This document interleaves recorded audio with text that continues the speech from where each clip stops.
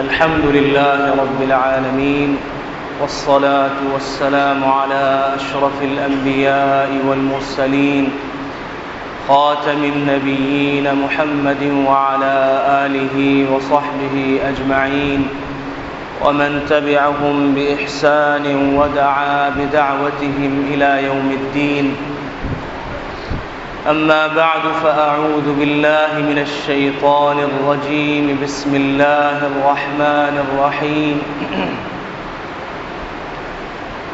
يا أيها الذين آمنوا لا تتخذوا بطانة من دونكم لا يألونكم خبالا ودوا ما عنتم قد بدت البغضاء من أفواههم وما تخفي صدورهم أكبر قد بينا لكم الآيات إن كنتم تعقلون.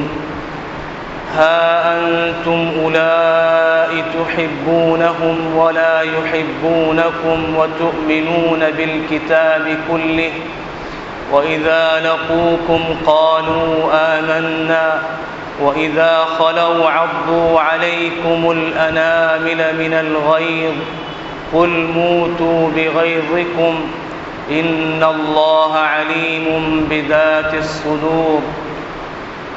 إن تمسسكم حسنة تسؤهم وإن تصبكم سيئة يفرحوا بها وإن تصبروا وتتقوا لا يضركم كيدهم شيئا والله بما يعملون محيط. وقال تعالى: لا يتخذ المؤمنون الكافرين أولياء من دون المؤمنين ومن يفعل فليس من الله في شيء إلا أن تتقوا منهم تقاه ويحذركم الله نفسه وإلى الله المصير. وقال تعالى: يا أيها الذين آمنوا لا تتخذوا اليهود والنصارى أولياء بعضهم أولياء بعض ومن يتولهم منكم فإنه منهم إن الله لا يهدي القوم الظالمين. محترم بزرگوں، دینی اسلامی بھائیوں، اللہ رب العزت نے جب سے حضرت آدم علیہ السلام کو تخلیق فرمایا اور وجود بخشا، اس وقت سے حق اور باطل کی جنگ شروع ہو گئی. شیطان کو اللہ نے کہا، پہلا حکم دیا اس سرزمین پر کہ تم آدم کو سجدہ کرو، تو اس نے انکار کر دیا. اور صرف انکار ہی نہیں کیا بلکہ اس نے اللہ سے مہلت مانگی کہ مجھے آپ قیامت تک کے لیے مہلت دے دیں. اللہ نے اس کو مہلت دے دی، اور صرف مہلت ہی اس نے نہیں مانگی بلکہ اللہ کے سامنے ہٹ دھرمی سے، بے غیرتی سے اور بے حیائی سے، بے شرمی سے، کمینے پن سے اکڑ کے کہنے لگا: لآتینہم من بین ایدیہم ومن خلفہم وعن ایمانہم وعن شمائلہم ولا تجد اکثرہم شاکرین. میں ضرور بضرور ان کے آگے سے بھی آؤں گا، پیچھے سے بھی آؤں گا، دائیں سے بھی آؤں گا، بائیں سے بھی آؤں گا. یوسوس فی صدور الناس، ان کے دلوں میں وسوسے کروں گا اور ان کو راہ حق سے بھٹکا دوں گا اور ان کو ناشکرہ بنا دوں گا. تیری نعمتوں کے ناشکرے بن جائیں گے. اور اللہ کی نعمتیں صرف کھانا پینا اور لباس نہیں ہیں. وَإِن تَعُدُّوا نِعْمَةَ اللَّهِ لَا تُحْصُوهَا، اگر تم اللہ کی نعمتیں گننے لگو تو انہیں شمار نہیں کر سکتے. اللہ تعالیٰ نے اتنی بے شمار نعمتیں رکھی ہیں. انسان کی اپنے اندر بے شمار نعمتیں، باہر بے شمار نعمتیں ہیں. دین کی سب سے بڑی نعمت ہے، ایمان کی سب سے بڑی نعمت ہے، جو ساری نعمتوں پہ بھاری ہے اور غالب ہے، فوقیت رکھتی ہے۔ اس نعمت کو جس نے پا لیا اس نے دنیا میں بھی فلاح پا لی اور آخرت میں بھی فلاح پا لی۔ تو وہ شیطان جو باطل ہے اس وقت سے اس نے جنگ شروع کر دی، اور یہاں تک نوبت آئی کہ حضرت آدم علیہ السلام کے 2 بیٹوں میں سے حابیل و قابیل میں سے ایک کو اتنے وسوسے کیے کہ اس کو قاتل بنا دیا، قابیل کو قاتل بنا دیا، حابیل مقتول ہو گئے، اور اس کے بعد سے قتل کا بھی سلسلہ شروع ہو گیا۔ تو اس زمین پہ پہلا قتل یہ شیطان کے وسوسے سے ہوا، اور یہ اسی وقت سے حق و باطل کا میدان جنگ بپا ہو گیا، اور یہ بڑھتا ہی چلا گیا۔ اس کی نوعیتیں مختلف ہوتی چلی گئیں، ہیں دونوں حق و باطل، لیکن نوعیتیں مختلف ہوتی رہیں، انداز بدلتے رہے، اور پھر اس زمانے تک آپ دیکھیے کہ نبی کریم صلی اللہ علیہ وسلم کی جب بعثت ہوئی ہے تو اس وقت تک یہودی آپ صلی اللہ علیہ وسلم کے گن گاتے تھے، آپ صلی اللہ علیہ وسلم کے بارے میں کہتے کہ ایک نبی آنے والا ہے جو ہماری تصدیق کرے گا، ہمارے مذہب کی تصدیق کرے گا، ہمارے نبی کی تصدیق کرے گا۔ لیکن جب حق ظاہر ہو گیا اور اللہ کے رسول صلی اللہ علیہ وسلم نے کہہ دیا یا ایھا الناس قولوا لا الہ الا اللہ تفلحوا، اے لوگو کہہ دو اللہ کے سوا کوئی معبود نہیں، کوئی لائق سجدہ نہیں، کوئی مطلوب اور مقصود نہیں، تو اس وقت تم کامیاب ہو جاؤ۔ تو اسی وقت سے یہ یہود کھڑے ہو گئے، نصرانی کھڑے ہو گئے اور اللہ کے رسول کے سامنے آ گئے، مد مقابل آ گئے۔ وَدَّ كَثِيرٌ مِّنْ أَهْلِ الْكِتَابِ لَوْ يَرُدُّونَكُم مِّن بَعْدِ إِيمَانِكُمْ كُفَّارًا حَسَدًا مِّنْ عِندِ أَنفُسِهِم مِّن بَعْدِ مَا تَبَيَّنَ لَهُمُ الْحَقُّ۔ یہ قرآن کہہ رہا ہے، ان کی خباثت کو بیان کر رہا ہے۔ اہل کتاب کی دلی خواہش رہی ہے کہ وہ تم کو ایمان لانے کے بعد دوبارہ کفر میں لوٹا دیں، کافر بنا دیں، اور یہ کیوں؟ حسدا من عند انفسہم، یہ اس سبب سے کہ ان کے دلوں میں اسلام اور مسلمان اور ان خاتم النبیین صلی اللہ علیہ وسلم کا حسد آ گیا، بغض آ گیا، اس سبب سے انہوں نے یہ کیا۔ اور پھر کب ہوا یہ؟ من بعد ما تبین لهم الحق، جب حق واضح ہو گیا، حق واضح ہو جانے کے بعد انہوں نے حسد کرنا شروع کر دیا اور میدان جنگ قائم کر لیا، اور آپ صلی اللہ علیہ وسلم اسلام اور مسلمانوں کے مد مقابل آ گئے، اور اسی وقت سے پروپیگنڈے شروع کر دیے انہوں نے۔ یریدون لیطفئوا نور اللہ بافواہہم واللہ متم نورہ ولو کرہ الکافرون۔ اسی زمانے سے انہوں نے منہ شگافیاں شروع کر دی، اسلام کے خلاف پروپیگنڈے کرنے لگے، مسلمانوں کے خلاف پروپیگنڈے کرنے لگے، اور اللہ کے رسول کے خلاف کبھی مجنون کے نعرے لگائے، کبھی ساحر جادوگر کے نعرے لگائے، کبھی کاہن کے نعرے لگائے، مختلف نعروں سے مسلمانوں کو بھٹکانے کی کوشش کرنے لگے، اور آپ صلی اللہ علیہ وسلم کی نبوت کا انکار کرنے لگے مختلف انداز سے۔ تو میرے عزیز دوستو بزرگوں، اسی نقشے کو اللہ رب العزت نے دوسری جگہ پہ بیان فرمایا ہے، جس کی تفصیل آپ کے سامنے آئے گی۔ لیکن یہ یہود و نصارہ وہ ہیں کہ جو یہی کہتے تھے لن يدخل الجنة الا من كان هودا او نصارى، دلی بغض کا نتیجہ یہ تھا، ان کے منہ سے یہ بات نکلتی تھی کہ وہ یہ کہتے تھے کہ جنت کا مستحق تو صرف یہودی ہے، اور عیسائی کہتے تھے صرف عیسائی ہے۔ اللہ رب العزت نے ان کو ایسا واضح جواب دیا اور کھرا جواب دیا کہ ان کے دانت کھٹے کر دیے۔ اللہ نے کہا تمہاری یہ ساری بکواس ہے، کوئی دلیل تمہارے پاس نہیں ہے، ہاتھو برہانکم ان کنتم صادقین، لے آؤ کوئی دلیل اگر تمہارے پاس ہے، اگر تم سچے ہو۔ تو اللہ نے کہا یہ سب بکواس ہے۔ بلا من اسلم وجہہ للہ، اللہ نے کامیاب انسان کے لیے 2 باتیں بیان فرمائی۔ فرمایا سب سے پہلا کامیاب انسان بننے کے لیے سب سے پہلی صفت یہ ہے اسلم وجہہ للہ، وہ اپنے آپ کو اپنی ذات کو اپنے رب کے سامنے جھکا دے، اپنے رب کی ربوبیت الوہیت کو تسلیم کر لے، بس اسی سے ہونے کا یقین کر لے، اور اس کی آخری کتاب اس کی ختم نبوت پہ ایمان لیا، اور فرمایا دوسرا کام یہ کرے وہو محسن، وہ فرما بردار بن جائے، اطیعوا اللہ و اطیعوا الرسول پر عمل پیرا ہو جائے، اللہ اور اس کے رسول کی فرما برداری کرو، اللہ رسول کی فرما برداری پہ آ جائے، بس یہ دو صفات جس کے اندر ہیں وہ کامیاب ہے، وہ جنت کا مستحق ہے۔ اور اس کے اندر مفسرین نے لکھا ہے کہ اشارہ ہے اور پیغام ہے، اور کہیے کہ ایک اعلان ہے امت مسلمہ کے لیے کہ تم یہ جو گنگاتے پھرتے ہو کہ ہم مسلمان ہیں، ہم اللہ کے رسول کی امتی ہیں، ہم عبداللہ ہیں، ہم عبید اللہ ہیں، ہم خالد ہیں، ہم عزیر ہیں، تو یاد رکھو ان ناموں سے ان نسبتوں سے کام نہیں چلے گا، اس پر آنا پڑے گا۔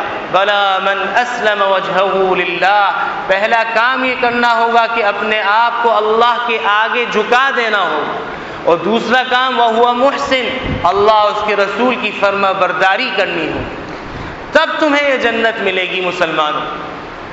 لہذا صرف نسبت کافی نہیں ہے، اسی لیے اللہ کے رسول صلی اللہ علیہ وسلم نے فرمایا من بطأ به عمله لم يسرع به نسبه، جس شخص کو قیامت کے دن اس کے عمل نے پیچھے کر دیا، یعنی اللہ کے آگے وہ جھکا نہیں، اللہ کو تسلیم نہیں کیا عملاً، اللہ کے قرآن کو عملاً تسلیم نہیں کیا، اللہ کے رسول کی تعلیمات کو فراموش کیے بیٹھا رہا، تو فرمایا اس کی نسبت کام نہیں آئے گی، اس کی نسبت اسے آگے نہیں بڑھا سکے گی، اس کی نسبت اس کو پیچھے ڈھکیل دے گی۔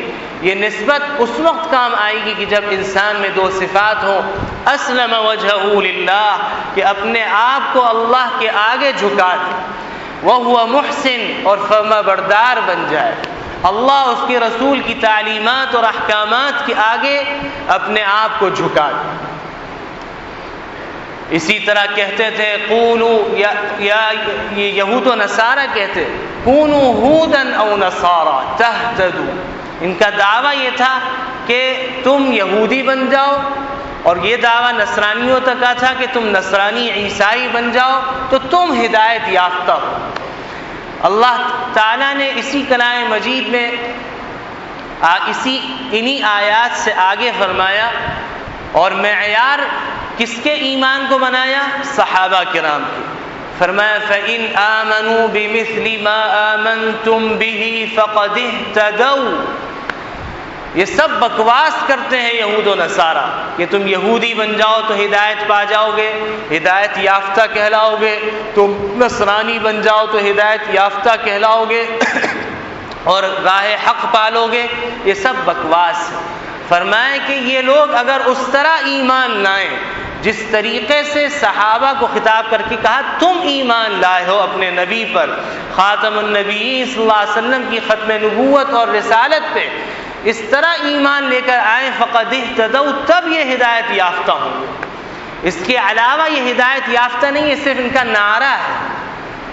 اسی لیے پیچھے کہا ہاتو برہانکم، لے آؤ کوئی دلیل اگر تمہارے پاس ہے، ان کنتم صادقین، اگر تم سچے ہو، تو کوئی دلیل ان کے پاس ہے ہی نہیں۔ تو میرے عزیز دوستو بزرگوں، یہ تو یہود و نصارہ جو باطل ہیں، حق کے مقابلے میں آپ صلی اللہ علیہ وسلم کے زمانے سے کھڑے ہوئے ہیں، انہی کے متعلق اللہ تعالیٰ فرما رہا ہے یا ایھا الذین آمنوا لا تتخذوا بطانة من دونکم لا یألونکم خبالا ودوا ما عنتم۔ جس وقت مسلمان نہیں ہوئے تھے صحابہ کرام، تو اس وقت اس زمانے میں ان کی یہود و نصارہ سے بڑی اچھی دوستی تھی، بڑے اچھے تعلقات تھے، خوشی غمی میں شریک ہوتے تھے، تجارت میں شریک ہوتے تھے، سب کچھ کرتے تھے، کھیل تماشوں میں شریک ہوتے تھے۔ اب جب ایمان لے آئے تو اس کے بعد بھی یہی کیفیت ان کی رہی، کیونکہ مسلمان جب ایمان لے آتا ہے تو اس کے دل میں نرمی آ جاتی ہے، وہ ہر ایک کے ساتھ خوش گمان رہتا ہے، اچھا گمان رکھتا ہے، اللہ کے رسول کے فرمان ظن المؤمنین خیرہ پہ عمل کرتا ہے، ایمان والوں سے اچھا گمان رکھا کرو۔ تو وہ یہود و نصارہ سے بھی اچھا گمان رکھتے، ان کے ساتھ لین دین گپ شپ اور رازدار بھی بنا لیتے۔ تو اس وقت یہ آیات نازل ہوئیں، اللہ کے رسول صلی اللہ علیہ وسلم پہ ایمان والوں کو یہ کہہ دیجئے، یا ایھا الذین آمنوا، اے ایمان والو، لا تتخذوا بطانة من دونکم، اپنے علاوہ یعنی ایمان والوں کے علاوہ کسی کو اپنا رازدار نہ بنانا۔ رازدار بنانے کے نتیجے میں کیا ہوا؟ آپ ماضی میں دیکھیں، تاریخ کے آئینے میں جھانکیں تو معلوم ہوتا ہے کہ مسلمانوں کو جو پسپائی ہوئی ہے، ہر زمانے میں جو پٹائی ہوئی ہے، ہر زمانے میں جو ناکامی ہوئی ہے اور ہر زمانے میں جو رسوائی اٹھانی پڑی، ان اسباب میں ایک بڑا سبب یہ تھا کہ مسلمان حکمرانوں نے یہود و نصارہ کو اپنا منشی بنا لیا تھا، اپنا میر منشی بنا لیا تھا، اپنا رازدار بنا لیا تھا، اپنی اہم باتوں کا کاتب بنا لیا تھا، جس کا نتیجہ یہ ہو کہ مسلمانوں کی جو پلاننگ ہوتی تھی وہ فاش ہونے لگی اور مسلمان کامیابی کے بجائے ناکامی کی طرف جانے لگے، ان کو ہر میدان میں نقصان اٹھانا پڑا۔ آج بھی جو مسلمانوں کو جوتے پڑ رہے ہیں، ان مسلمان حکمرانوں کی وجہ سے پڑ رہے ہیں۔ یہ وہ کمبخت حکمراں ہم پر مسلط ہیں، وہ تو ٹھیک ہے ہمارے اعمال کا رد عمل ہے کہ ہمارے اعمال کی شکل ہے، لیکن یہ وہ حکمراں ہیں کہ جن کی وجہ سے آج مسلمانوں کو پسپائی اٹھانی پڑ رہی ہے۔ مسلمان سینہ تان کے چل نہیں سکتا، مسلمان اپنے جو غلام ہوتے تھے ان کے سامنے خود غلام بننے پر مجبور ہو گیا۔ یہ اسی لیے کہ مسلمان حکمرانوں نے مکمل 52 اسلامی ممالک کے اندر آپ دیکھیں تو رازدار کوئی نظر آئے گا تو یہودی نظر آئے گا یا عیسائی نظر آئے گا یا ان کے چاہنے والے اور ان کے خیر خواہ نظر آئیں گے، جس کا نتیجہ یہ ہے کہ مسلمانوں کی پٹائی ہو رہی ہے۔ اللہ رب العزت ہم سب کو ان انتخابات میں ایسے حکمراں عطا فرما دے جو ملک کے بھی خیر خواہ ہوں، جو مسلمانوں کے بھی خیر خواہ ہوں، جو اسلام کے بھی خیر خواہ ہوں۔ آمین تو کہتے ہیں، آمین کہتے ہوئے بھی شرمائیں گے تو پھر قبول ہو چکے۔ تو بھائی مسلمانوں کو اگر کامیابی چاہیے، مسلمان حکمراں اپنے جو منشی ہیں اور اپنے جو کاتب ہیں، جو اپنے رازدار ہیں، وہ ان لوگوں کو بنائیں جو مسلمان ہیں۔ اس میں مسلمانوں کو حکم دیا جا رہا ہے، اور جو لوگ ایسا نہیں کرتے وہ گناہ کبیرہ کے مرتکب ہیں، اور اللہ کے ہاں بغیر توبہ کے گناہ کبیرہ معاف نہیں ہوتا۔ نص قطعی قرآن کے حکم کے خلاف ہے۔ قرآن کہہ رہا ہے یا ایھا الذین آمنوا، اے ایمان والو، لا تتخذوا بطانة من دونکم، اپنے علاوہ یعنی مسلمان اور ایمان والوں کے علاوہ کسی کو رازدار اور اپنا بھیدی نہ بنانا۔ وجہ کیا ہے؟ یہ جو یہود و نصارہ ہیں جو تمہارے بھیدی بن جاتے ہیں اور تم بڑے خوشی خوشی ان کو اپنا بھیدی بنا لیتے ہو، لا یألونکم خبالا، تمہیں نقصان اور خرابی پہنچانے میں ذرہ برابر کمی نہیں کرتے، ذرہ برابر کمی نہیں کرتے، بلکہ ودوا ما عنتم، جو تمہیں مشقتیں اور تکلیفیں پہنچتی ہیں اس پہ خوش ہوتے ہیں۔ یہ ان کی خباثت آپ دیکھیے، قرآن کھول کے بیان مجھے بتلائیے، اللہ تعالیٰ آگے فرما رہا ہے انہ علیم بذات الصدور، اللہ دلوں کے بھیدوں سے واقف ہے۔ جو ذات انسانوں کے، مسلمانوں کے صرف نہیں، انسانوں کے دلوں کے خیالات سے واقف ہو تو بتلائیے اس سے زیادہ سچی بات کون کہہ سکتا ہے؟ وَمَنْ أَصْدَقُ مِنَ اللَّهِ حَدِيثًا، اللہ سے زیادہ سچی بات کس کی ہو سکتی؟ وہ ذات کہہ رہی ہے ہم سے لا یألونکم خبالا، تمہیں خرابی پہنچانے میں، نقصان پہنچانے میں، تباہ و برباد کرنے میں ذرہ برابر کمی نہیں کرتے۔ وَدُّوا مَا عَنِتُّمْ تمہیں جو تکلیف پہنچتی ہے اس پہ خوش ہوتے ہیں. قَدْ بَدَتِ الْبَغْضَاءُ مِنْ أَفْوَاهِهِمْ تیسری خباثت یہ ہے ان کے اندر کہ اپنے منہ سے مسلمانوں کے خلاف پروپیگنڈے کرتے ہیں، آپ صلی اللہ علیہ وسلم کے بارے میں مضحکہ خیز جملے کستے ہیں. اور وَإِذَا مَرُّوا بِهِمْ يَتَغَامَزُونَ مسلمان جب گزرتے ہیں تو آنکھوں سے اشارے کرتے ہیں، آنکھیں مارتے ہیں اور مذاق اڑاتے ہیں. وَإِذَا انقلبوا إِلَىٰ أَهْلِهِمُ انقلبوا فَكِهِينَ جب واپس لوٹتے ہیں تو ٹھٹے مارتے ہوئے مذاق اڑاتے ہوئے لوٹتے ہیں اپنے گھروں کی طرف، اپنے چیلوں کی طرف، اپنے چمچوں کی طرف. یہ تو وہ ہے جو ان کے منہ شگافیاں جس کو آپ کہتے ہیں، بکواسات ہیں جو مسلمان اور اسلام اور اہل اسلام کے خلاف اور آپ صلی اللہ علیہ وسلم کے خلاف وقتاً فوقتاً بکتے اور کتے کی طرح بھونکتے رہتے ہیں. تو میرے عزیز دوستو بزرگوں، اس کے بعد اللہ نے فرمایا وَمَا تُخْفِي صُدُورُهُمْ أَكْبَرُ یہ تو منہ شگافیاں معمولی ہیں، ان کے دلوں میں جو اسلام کے خلاف، اہل اسلام کے خلاف اور آپ صلی اللہ علیہ وسلم کے خلاف جو بغض گھسا ہوا ہے وہ اس منہ شگافی سے کہیں زیادہ بڑا ہے. اللہ فرما رہے قَدْ بَيَّنَّا لَكُمُ الْآيَاتِ تحقیق ہم نے کھول کے تمہارے سامنے آیات بیان کر دی ہیں. ان کنتم تعقلون اگر عقل رکھتے ہو تو ان کو تسلیم کر کے ان پر عمل پیرا ہو جاؤ تو تم کامیاب ہو جاؤ. عقل جس کے نہیں ہے وہ بے وقوف ہے. قرآن کی روشنی میں وَمَن يَرْغَبُ عَن مِّلَّةِ إِبْرَاهِيمَ إِلَّا مَن سَفِهَ نَفْسَهُ کون ہو سکتا ہے سوائے بے وقوف کے جو ملت ابراہیم اس اسلام سے منہ موڑے.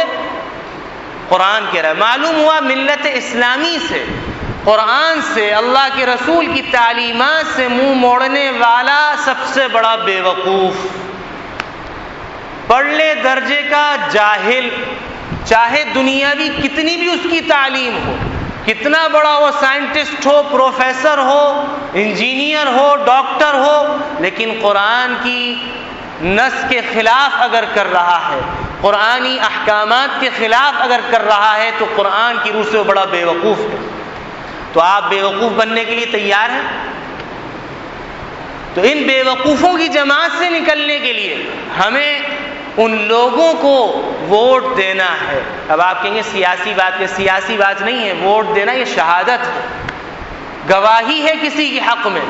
تو ان لوگوں کو آپ ان لوگوں کے حق میں آپ شہادت دیں کہ جو اسلام اور اہل اسلام کے چاہنے والے ہیں، جو قرآن کی بات کرتے ہیں، جو قرآن کے نفاذ کی بات کرتے ہیں، جو اللہ کے رسول کی تعلیمات کو غالب دیکھنا چاہتے ہیں اور مسلمانوں کو وہ پروانہ دینا چاہتے ہیں جس سے ان کے گھروں میں بھی سکون ہو، وہ کھلے عام تجارت کر سکیں، کوئی بھتہ لینے والا نہ ہو، کوئی دھمکی آمیز فون کرنے والا نہ ہو، وہ یہ چاہتے ہیں.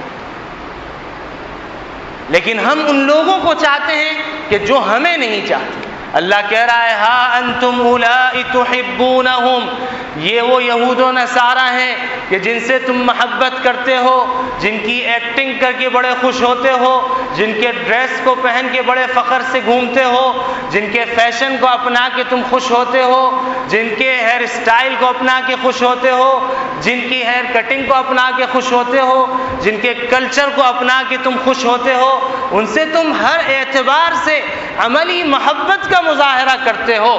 ولا یحبونکم لیکن یہ ایسے حرام خور ہیں، ایسے ذلیل ہیں جو مسلمان کا پیسہ کھا کے بھی نمک حرام ہے تم سے محبت نہیں کرتے. وتؤمنون بالکتاب کلہ حالانکہ تم ان کی کتابوں پہ بھی ایمان رکھتے ہو. تورات پہ تمہارا ایمان ہے، زبور پہ تمہارا ایمان ہے، انجیل پہ تمہارا ایمان ہے، اور مسلمان کا یہ ایمان ہے کہ کسی کتاب کا انکار کفر ہے چاہے وہ منسوخ ہو چکی ہے. تو میرے عزیز دوستو بزرگوں، کتنا واضح کر کے اللہ ہمیں بتلا رہا ہے کہ یہ وہ لوگ ہیں جو تمہارے دشمن ہیں. اور آگے آپ دیکھیے اللہ کیا کہہ رہا ہے. وَإِذَا خَلَوْا جب یہ اکیلے میں بیٹھے ہوتے ہیں اور خلوت میں ملتے ہیں اور مسلمانوں کی ترقی، مسلمانوں کے ایٹمی پاور کو دیکھتے ہیں اور مسلمان کی ایٹمی طاقت کو دیکھتے ہیں مسلمانوں کی ترقیوں کو دیکھتے ہیں تو فرمایا عضوا علیکم الانامل من الغیظ، نہایت غصے سے تمہارے خلاف انگلیاں چبا ڈالتے ہیں کہ کس طریقے سے ان مسلمانوں کا کچومر نکال دیا جائے۔ دیکھیے مسلمانوں کے نبی تو یہ کہہ رہے ہیں کہ اگر کہیں پر تم جہاد میں جاؤ اور وہاں ہلہ بولو تو ان کے کھیتوں کو برباد نہ کرنا، ان کی عورتوں پہ ہاتھ نہ ڈالنا، ان کے بچوں کو پریشان نہ کرنا، ان کے بوڑھوں کو تنگ نہ کرنا، ان کے جوانوں سے لڑنا۔ اور یہ کہتے ہیں کہ جاؤ جا کے مارو، ان کی عورتیں بھی نہ بچیں، عصمت بھی لوٹو، اور پھر قتل کر دو باپ کے سامنے بیٹی کو، اور ماں کے سامنے بیٹے کو، اور بیوی کے سامنے شوہر کو، شوہر کے سامنے بیوی کو، والدین کے سامنے اولاد کو، ٹکڑے ٹکڑے کر دو اور خوش ہو۔ میرے عزیز دوست بزرگوں، اللہ تعالیٰ آگے فرما رہا ہے قل، آپ کہہ دیجئے موتوا بغیظکم، آج ہم بھی اللہ کے رسول کے پیغام کو کہہ دیں، کہیے موتوا بغیظکم، آواز سے کہیے موتوا بغیظکم۔ دیکھیے نبی کریم صلی اللہ علیہ وسلم نے کوہ صفا پہ چڑھ کے دعوت دی تھی تو اللہ نے کہا تھا اے نبی آپ دعوت دیجئے، 4 جہاں عالم میں پیغام پہنچاؤں گا۔ بتائیے نبی کا پیغام پہنچا کہ نہیں پہنچا؟ اس یقین سے کہیے موتوا بغیظکم، مر جاؤ اپنے غصے میں، مر جاؤ اپنے غصے میں، مر جاؤ اپنے غصے میں۔ قرآن کہہ رہا ہے اور یہ مریں گے اپنے غصے میں، یہ مریں گے اپنے غصے میں۔ جو مسلمان کے خلاف ہو، اسلام کے خلاف ہو، اسلامی حکومت کے خلاف ہو، اس کے خلاف ہر مسلمان کو ہونا چاہیے، ہونا چاہیے کہ نہیں ہونا چاہیے؟ مجھے بتلائیے کہ یہ اپنے مذہب پہ عمل کرتے ہیں، فخر کرتے ہیں، اپنے کلچر کو اپناتے ہیں، فخر کرتے ہیں، لیکن مسلمان کو کیا ہو گیا کہ نبی جو ایک مذہب لے کر آیا، جس کے بارے میں آپ نے خطیب صاحب سے سنتے رہے ہیں لیلھا کنہارھا، کہ جس کی جو ایسی شریعت ہے چمکدار کہ جس کی راتیں بھی دن کی طرح روشن ہیں، جو ہر زمانے میں فٹ آتا ہے، وہ شریعت لے کر آئے ہیں۔ ایسی شریعت جو ہر زمانے میں فٹ آتی ہو، ہر زمانے میں چمکتی دمکتی ہو، اس پر مسلمان عمل کر کے فخر نہ کرے تو یہ اس سے زیادہ شاید احساس کمتر کوئی نہیں ہو سکتا۔ اور جو احساس کمتر ہوتا ہے وہ مینٹلی طور پہ بے وقوف ہو جاتا ہے، وہ مینٹلی طور پہ غیروں کا غلام بن جاتا ہے۔ اس لیے میرے عزیز دوست بزرگوں، مسلمانوں کی، اسلام کی، قرآن کی تعلیمات کو اپنے سامنے رکھیے کہ قرآن مجید اور اللہ کے رسول کی تعلیمات آپ کو کھل کے تجارت کی اجازت دیتی ہیں۔ آپ کھل کے تجارت کریں، کوئی ٹیکس آپ پہ نہیں ہے، کھل کے تجارت کیجئے، پہنیے، کھائیے، کوئی ٹیکس آپ کے اوپر نہیں ہے، لیکن حلال طریقے سے کھائیے، حلال طریقے سے تجارت کیجیے۔ تو مسلمانوں کو اپنے مذہب پہ، اپنے رسول کی تعلیمات پہ فخر کرنا چاہیے اور سبق لینا چاہیے یہود و نصارہ سے کم از کم۔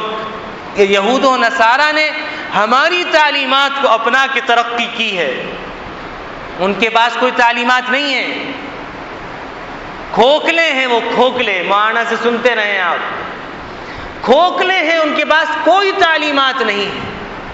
وہ کبھی ایک قانون بناتے ہیں، کچھ دنوں بعد اس کو توڑتے ہیں، دوسرا قانون بناتے ہیں، پھر توڑتے ہیں، تیسرا بناتے ہیں، اس میں مزہ نہیں آیا چوتھا بناتے ہیں۔ قرآن کہتا ہے کہ ہر زمانے کے لیے یہ قرآن ہے، اس کی تعلیمات ایسی ہیں ذالک الکتاب لا ریب فیہ، اس کے کسی قانون کے اندر کوئی شک و شبہ کی گنجائش نہیں، کسی قسم کے شک و شبہ کی گنجائش نہیں۔ تو میرے عزیز دوستو بزرگوں، اللہ کہہ رہا ہے کہ یہ کچھ بھی کرتے رہیں، وہ ان کے دلوں کے خیالات سے واقف ہے۔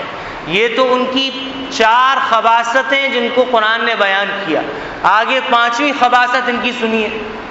قرآن کہہ رہا ہے ان تمسسکم حسنۃ تسؤہم، اگر تمہیں کوئی اچھائی پہنچتی ہے، تمہیں کوئی ترقی حاصل ہوتی ہے، تم ایٹمی طاقت بن جاتے ہو، تمہارے ملک کے اندر ترقیاتی کام ہونے لگتے ہیں، تمہارے ملک کے اندر اطمینان اور سکون آنے لگتا ہے، یہ تو وہ چیزیں ہیں نا کہ جو اچھائی کی ہیں، جس کو حسنہ کہا ہے قرآن نے، کہ اگر تمہیں کوئی اچھائی حسنہ پہنچتی ہے تسؤکم تو یہ انہیں بری لگتی، یہود و نصارہ کو ناپسند ہوتی، وَإِن تُصِبْكُمْ سَيِّئَةٌ يَفْرَحُوا بِهَا، اور جب تم کو کوئی برائی پہنچتی ہے، تکلیف پہنچتی ہے، کوئی مصیبت آ لیتی ہے، تمہارے ہاں بد امنی ہو جاتی ہے، تمہارا تجارتی سیٹ اپ خراب ہونے لگتا ہے، تمہاری تجارت ٹھپ ہونے لگتی ہے، کسی بھی اعتبار سے تمہاری ترقی تھم جاتی ہے،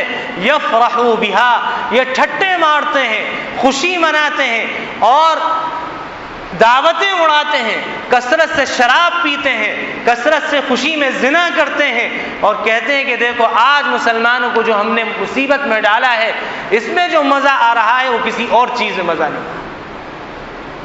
اس کے باوجود مسلمان یہود و نصارہ کی نقالی کرے، اس کے باوجود مسلمان ان کے ڈریس کو اپنا کے فخر کرے، ان کے کلچر کو اپنا کے خوش ہو، ان کے ہیئر اسٹائل کو اپنا کے خوش ہو، اور نبی کی تعلیمات کو فراموش کر کے اس کو ذرہ برابر تکلیف بھی نہ ہو۔ اب ان مصیبتوں سے نکلنے کا راستہ کیا ہے؟ جو اس وقت اہل پاکستان اور خاص طور سے اہل کراچی مصیبت میں آئے ہوئے ہیں اور نہ ان کی جان کی کوئی کسی کو پرواہ ہے اور نہ جان کا کچھ پتہ ہے کہ کس وقت چلی جائے، نہ مال کا کچھ پتہ ہے کسی وقت لٹ جائے، نہ عصمت کا پتہ ہے کہ کس وقت لٹ جائے، تو ایسی صورت میں مسلمانوں کو کیا کرنا چاہیے؟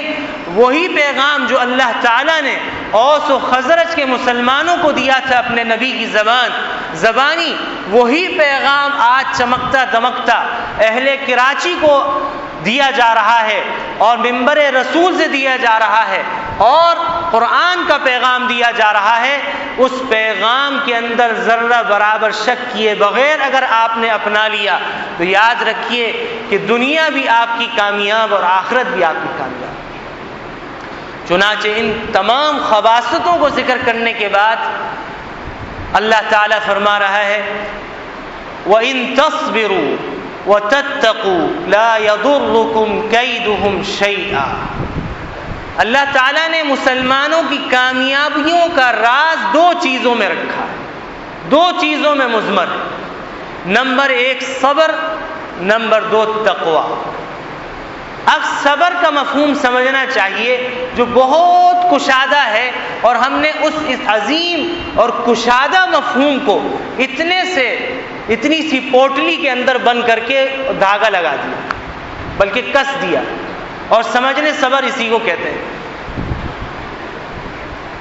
صبر قرآن کی نگاہ میں، اللہ کے رسول کی نگاہ میں تین قسموں پر محیط ہے جس میں سارا دین آ جاتا ہے۔ فرمایا صبر کی پہلی قسم ہے صبر علی الطاعہ، اللہ رسول کی فرما برداری پہ جم جانا، ڈٹ جانا اور دائیں بائیں نہ دیکھنا۔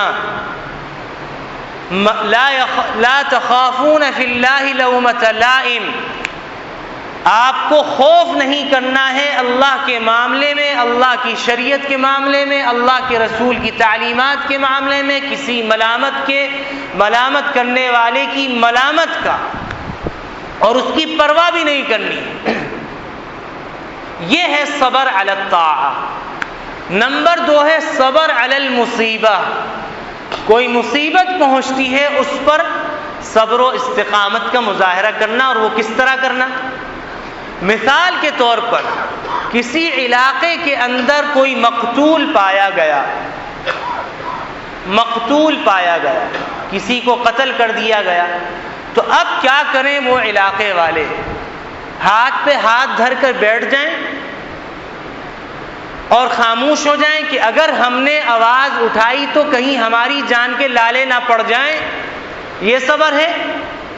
یہ قطعاً صبر نہیں ہے۔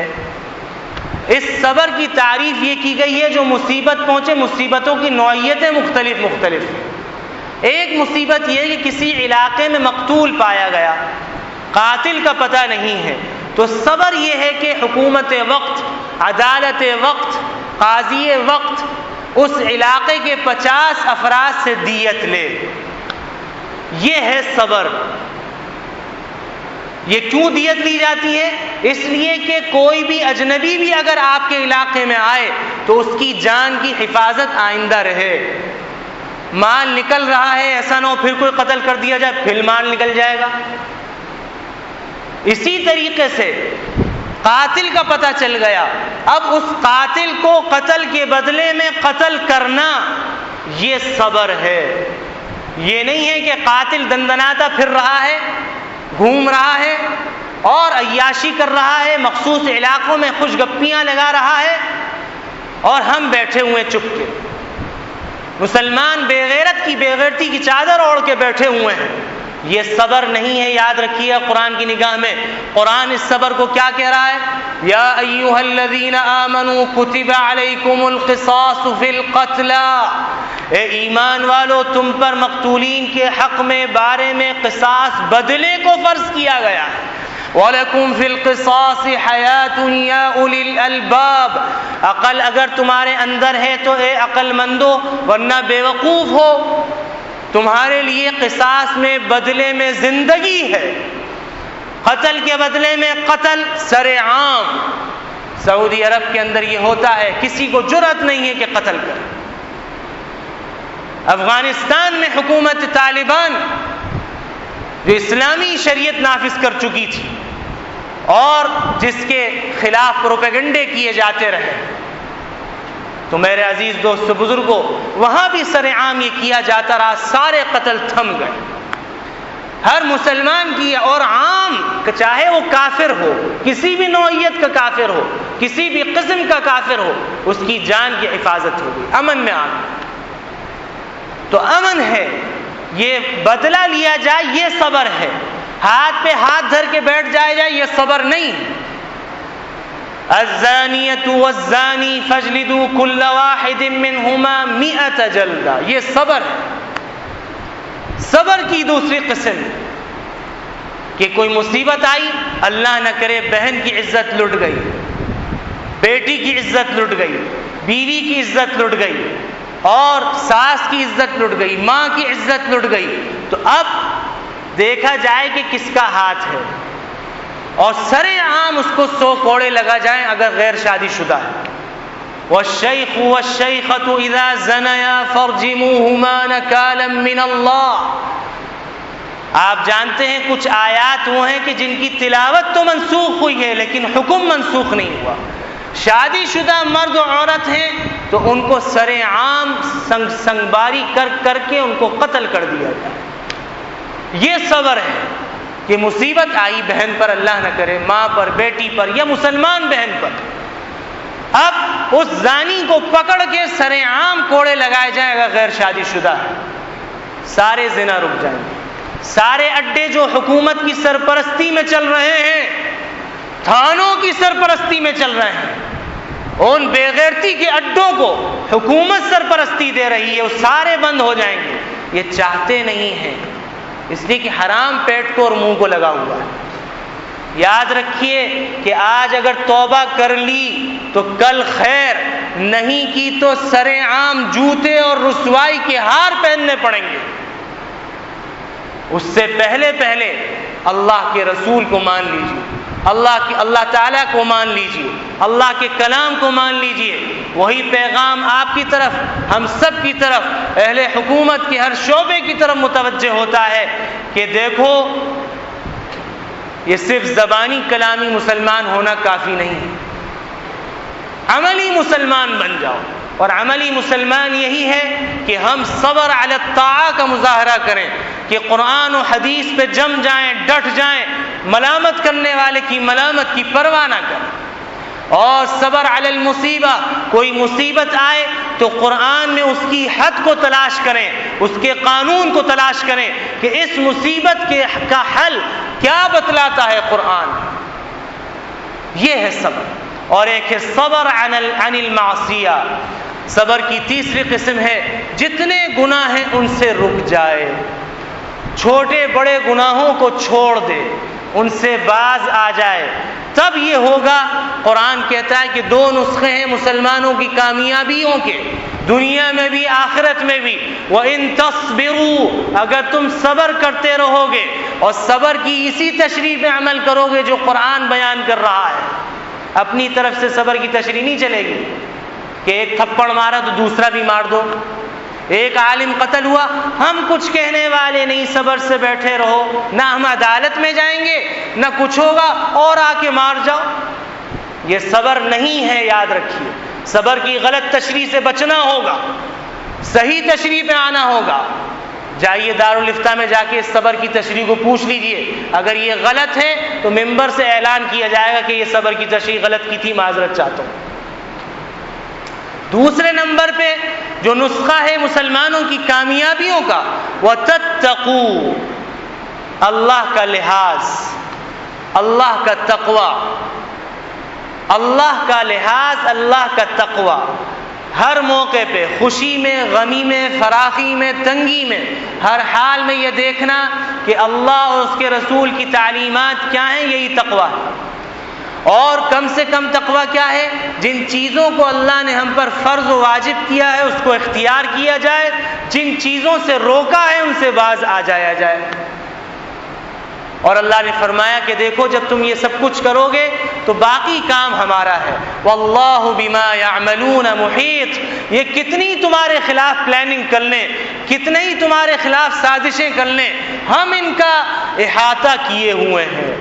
جو کچھ یہ کر رہے ہیں ہم اس کو دیکھ رہے ہیں۔ وَلَا تَحْسَبَنَّ اللَّهَ غَافِلًا عَمَّا يَعْمَلُ الظَّالِمُونَ، اللہ فرما رہا ہے کہ دیکھو تم ہرگز یہ گمان نہ کرنا کہ اللہ تعالیٰ ان ظالم یہود و نصارہ سے غافل ہے، منافقین سے غافل ہے، نہیں۔ انما یؤخرهم لیوم تشخص فیہ الابصار، اللہ رب العزت تو صرف اس دن کے لیے ڈھیل دے رہا ہے، مہلت دے رہا ہے جس دن آنکھیں پتھرا جائیں گی ان مجرمین کی، تھرا جائیں گی، مہطعین مقنعی رؤوسہم، سر جھکائے ہوئے، خاشعۃ ابصارہم، نظریں ذلت سے جھکی ہوئی ہوں، وترہقہم ذلہ، ان پر ذلت اتر رہی ہوگی، ذلت کی کالک ان کے چہروں پہ اتر رہی ہوگی۔ تو میرے عزیز دوستو بزرگوں، اللہ تعالیٰ غافل نہیں ہے۔ ہمیں دو کام کرنے ہیں ان رسوائیوں، ان کی سازشوں سے بچنے کے لیے۔ ایک کام تو شروع کا کہ ہمیں کسی ایسے شخص کو اپنا رازدار، اپنی چھوٹی سی بھی کمپنی ہو تو اس میں بھی کسی کافر کو، ملحد کو رازدار نہ بنائیں۔ سیٹھ جتنے بیٹھے، جتنے سواٹیٹھ یہاں بیٹھے ہوئے ہیں، سیٹھ بیٹھے ہوئے ہیں، وہ بھی سن لیں، اور جتنے وقت کے بڑے بیٹھے ہوئے ہیں وہ بھی سن لیں اور اس پیغام کو پہنچائیں تو کامیاب ہوں گے کہ اپنا رازدار کسی کافر کو نہ بنائیں یا کافر سے محبت کرنے والے کو نہ بنائیں۔ ان کی خباثتیں آپ کے سامنے آ چکی ہیں۔ اور دو کام کریں کہ صبر کریں شریعت کے مطابق، اپنی طرف سے بنایا ہوا صبر نہیں۔